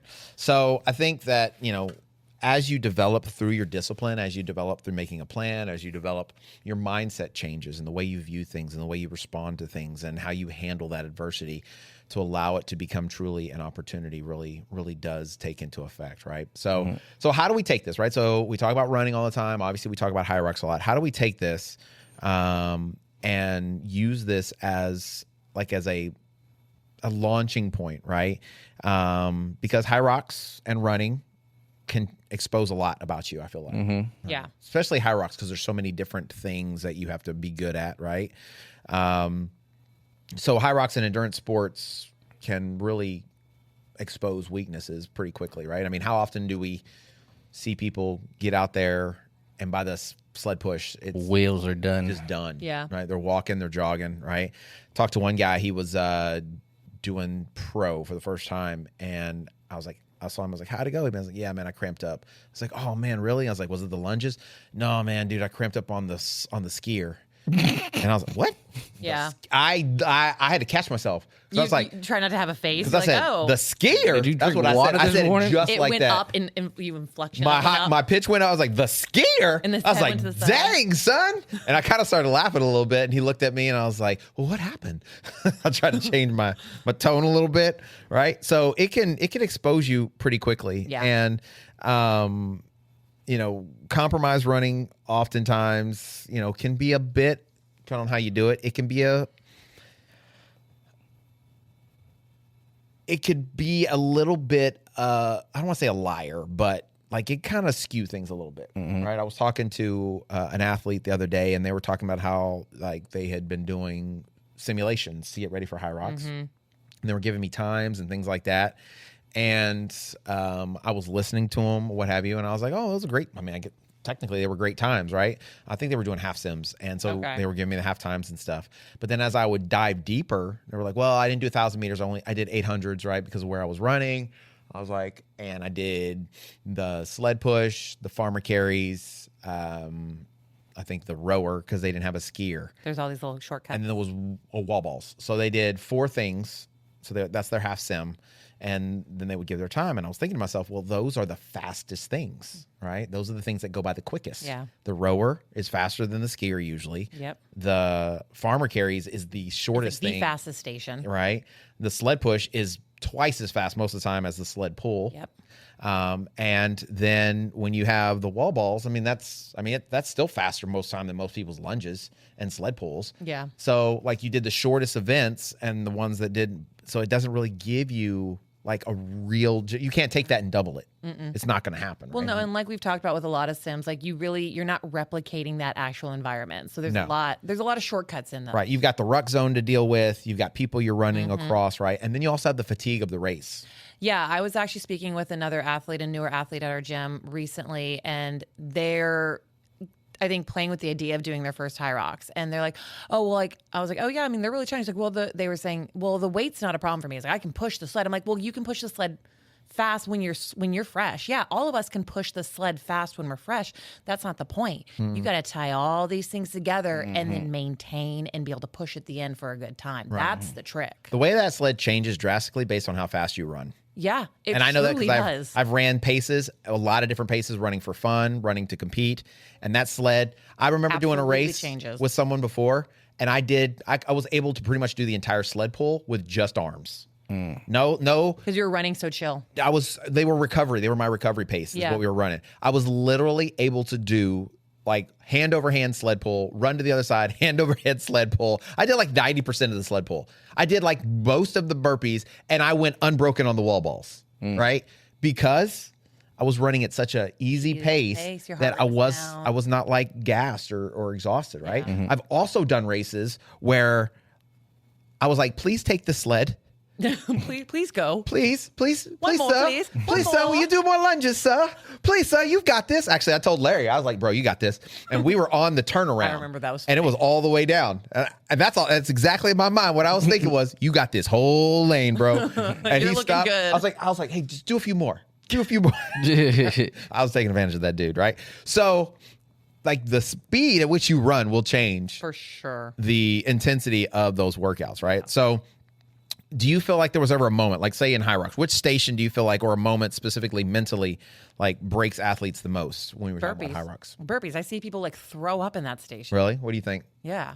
Burpees is right for the lunges. So yeah, burpees or lunges. I think it's the lunges. Well, I would have to say the lunges. And it's just because I've worked all the stations, and the ones I see the most carnage on, like when I say carnage, I'm talking about People like falling apart. people literally sitting on the ground, Yeah. or people quitting.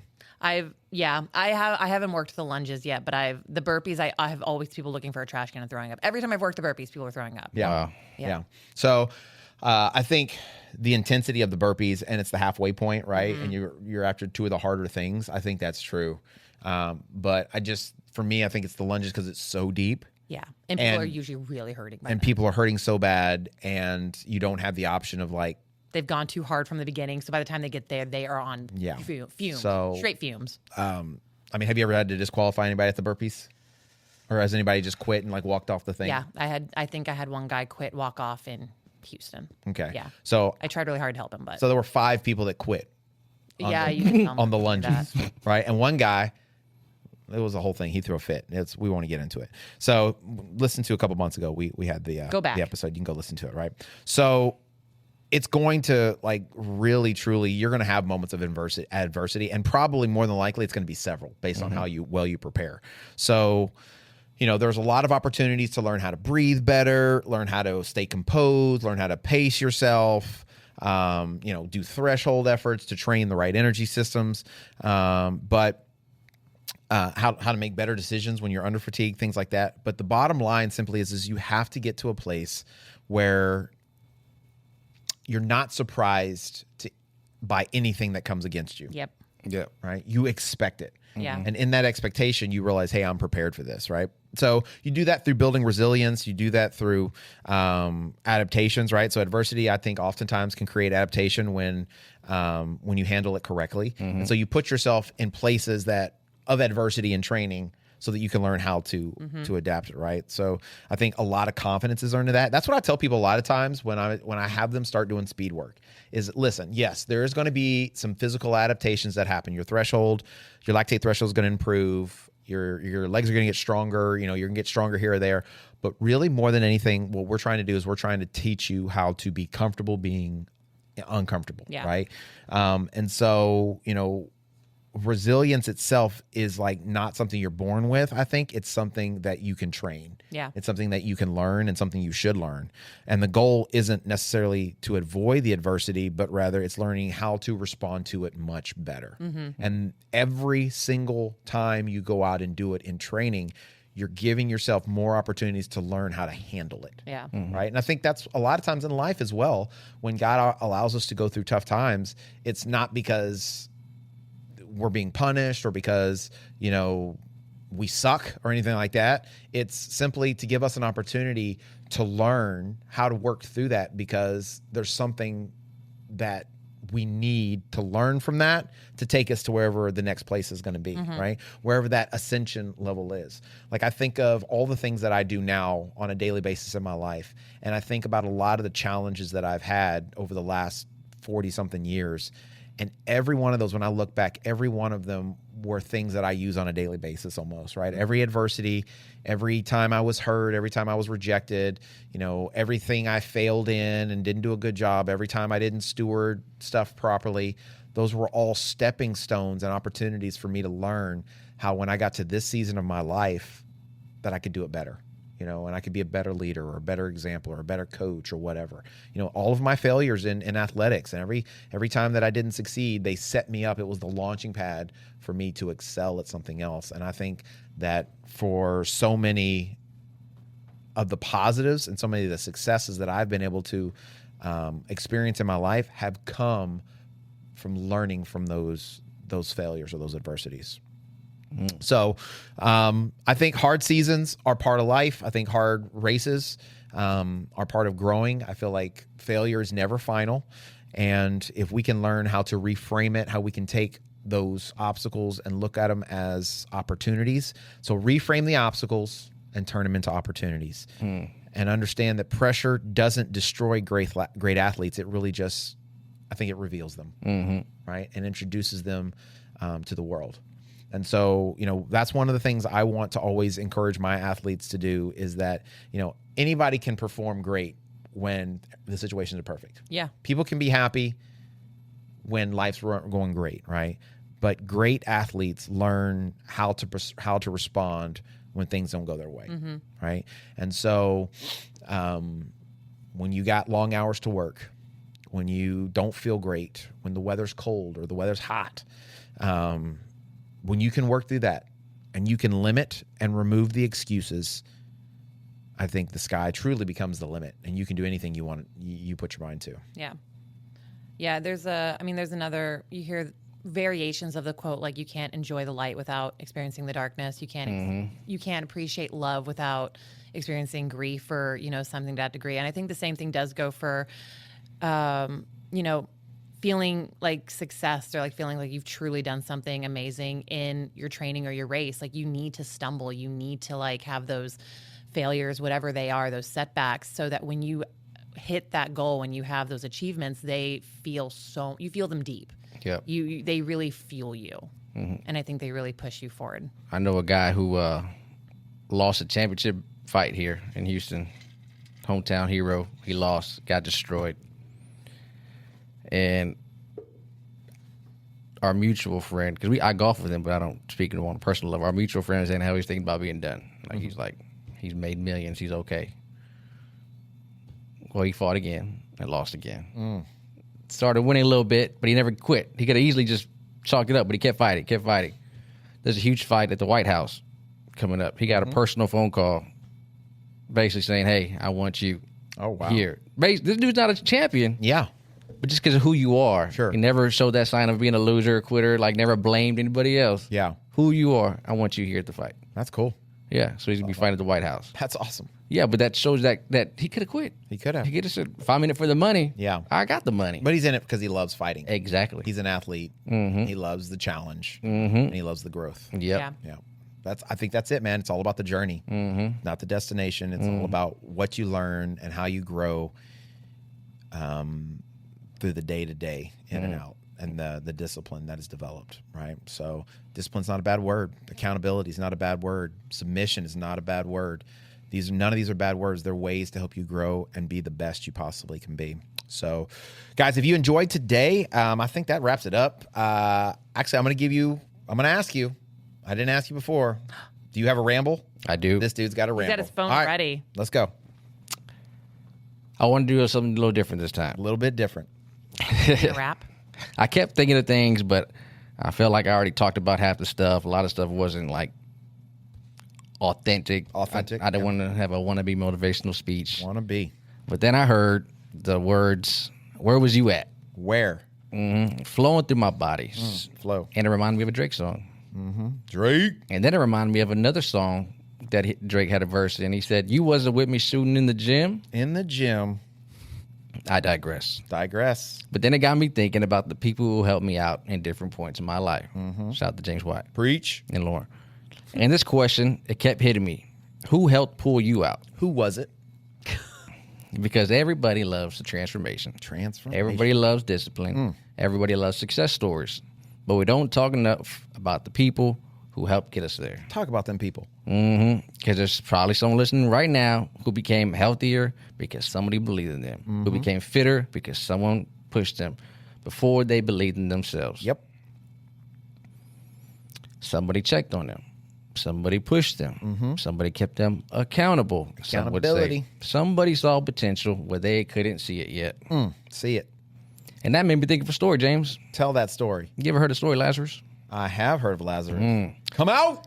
Exactly. So everyone focused on the miracle. Jesus raised Lazarus from the dead, raising a dead man, right? And obviously that part is powerful, and I'm not trying to take away from that. But what stood out to me was everybody else in the process. Before Lazarus ever walked out of that grave, Jesus told regular people, move that stone. Because the stone was... It was a big rock, yeah. Exactly. In the way. He told people to move that You got to stone. move the rock.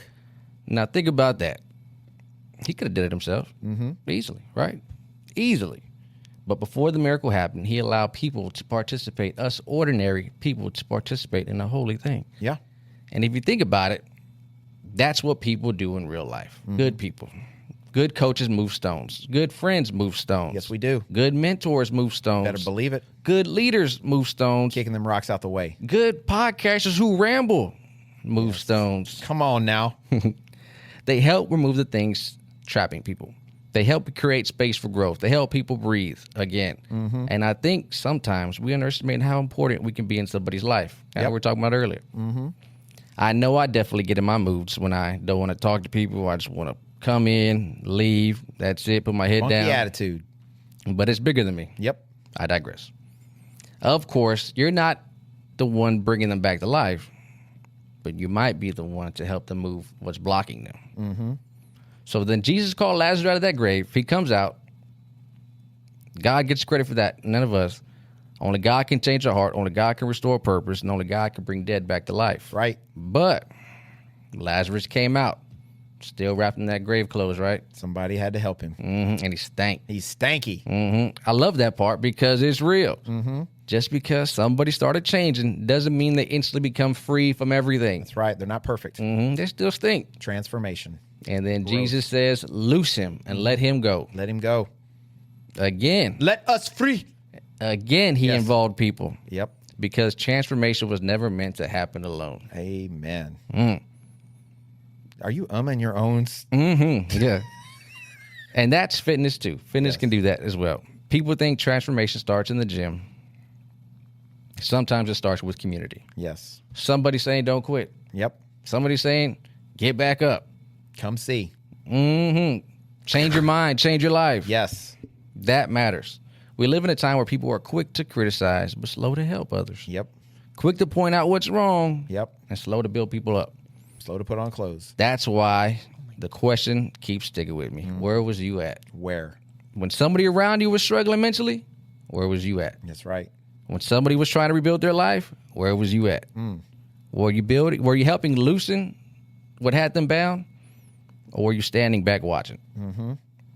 Every strong person you admire probably had somebody behind the scenes. That's right. Helping untie what life wrapped around them. Lift them up. I think one of the greatest things a man can do is help somebody else become stronger. Yes. That's what coaches do. That's what leaders do. And that's what believers do. Come on now. Because somebody's breakthrough may be connected to whether you decided to show up or not. So where was you at? Probably a Rock Dog ain't. All right. That was like a full sermon, sir. That's right. Yeah, James had told me the other day about speaking not too long ago if I decided to do this idea I had. And so I had started getting my mind wrapped around it. So this kind of helped tie into that. That was awesome. That was good. That was good. That's your first sermon. I like it. Do you listen to a lot of Drake? Do I listen to any Drake? No. Okay. I could not tell you one Drake song. Okay. Not at all. But I did see a thing where Drake stole someone else's song, and people were like, oh, he's the greatest rapper of all time. And then they played another song that was literally the exact same lyrics, just to a different beat. So can he really be the greatest of all time if he's just stealing songs from other people? Just because they're old and nobody knows about them anymore? Drake. He wouldn't do something like that, would he? No. I do No think musical I artists do think I that. heard about that too. Sampling. Sampling. Yeah, I don't know if it's sampling when it's literally the song, bro. Yeah, you're right. All right, guys. Well, that is it. That was a classic ramble. That was good, man. Appreciate you. Thanks for being on today as a guest host. It's always an honor and a joy to have you. We also want to send a shout out to Coach Lauren. It was her birthday this week. Happy birthday. I didn't mean to do that. It's another joyous day of having Lauren around and celebrating the day of her birth. Somebody the day asked- she burst from the womb. Burst, walked straight out, just walked out. Just walking 5'10", out. walked out 5'10". 5'10". Somebody did ask me, "You turning 21?" I was like, "Yeah, for A lot of experience. Years of for experience. like the 12th or 13th time." Yeah, that's not math. That math is That not math ain't math, young but lady. But that's the math I That want to math go ain't with. mathin'. For the 17th time. Okay. It's the So 17th time. anyway, guys, make sure if you haven't done so already, send her a happy birthday, even if it's belated. Slide into those I'm still DMs accepting. at Backyard Bohemian. Slide into I'm the still DM. accepting birthday. She was. I think it's kind of funny though. Like she was like, "Oh, I don't make a big deal out of birthdays." That's what I was thinking. She used to never say that. And But then, for a month, all she's been doing is telling everybody her birthday's this month. whoa, At least 3 times. I changed I made a personal. I told myself this year, I normally do not make a big deal about my birthday. I know. I remember the DL. we would talk about it. Then like, oh yeah, her birthday was last month. Like what? Yeah. Yeah. This year, but I always end up like a little sad on my birthday because I'm just like, want. But this year I told myself, no, let's try something different. Let people celebrate you. Yes. She had a I dinner. knew it was different. She went out and had dinner with made all of an her effort. friends? I made an Oh, you get effort the to invite? let people celebrate. No, I didn't me. get an invitation. Classic Lauren. You No. didn't come to my erg class. You were too busy. Going and running trails. I'm fairly certain the people that were running with me were I actually invited had nothing to do with that because planning. they said we're gonna have to cut out a little early. I was like, oh, no worries. And I was like, where are you going? Like, oh, well, Coach Lauren, it's her birthday You party. You need to go talk to Melanie because I didn't plan it. Oh, Melanie hey, planned hey, it. hey, Lauren, I'm fine. Melanie I'm a big planned boy. it. You don't have you to can invite always me take me to lunch. to anything. Your social media is amazing, James. Y'all make working out look fun. Sometimes I get FOMO watching those videos. You should, man. We I'm have a like, great dang, time. I need to go on Sunday. I need to go on Tuesday. We have a Y'all good have time, fun. man. I'm sad that we're not doing trails here. I We're gotta having start doing so trails. much fun, man. We're having a good time. That's what it's all about, bro. We're lifting each other up. We're growing. We're having a good time doing it. Fitness does not have to be a grind. It can be fun. It can be enjoyable. Yes, it can be challenging. It's supposed to be challenging to make you better. But, man, we enjoy what we do. And, I mean, I don't know any place you can go to and get the kind of like freaking bars and vocals that you get here. I mean, I'm serenading people left and right. I got dance moves. I'm popping. I'm locking, and dropping. Lauren, she's always throwing a rave at her things from what I understand. My classes are always a rave. Yep, the music's always too loud. So, yeah, we have a It's good an time. EDM party. We have a great That's time. awesome. So, guys, thanks for coming in today. If you want to get more sweet content, you can always hit the Patreon up. Go to patreon.com/runningwithjames. We got the Coach's Corner going on. That has been on fire. You can do free access, or you can also become a member and support the show. If you are looking to get some sweet swag, some sweet merch, you go to the mybcfit.com, hit that Get Your Gear Now. Great stuff. I'm seeing people wearing the stuff. It looks sweet. It looks good. And it is very comfortable, and it's athletic wear. So thank you for coming in. Thank you, Rocky, for being here. Happy birthday, Lauren. And remember, as always, when you change your mind, You change your life. peace out, guys. Bye. Change your mind, change your life.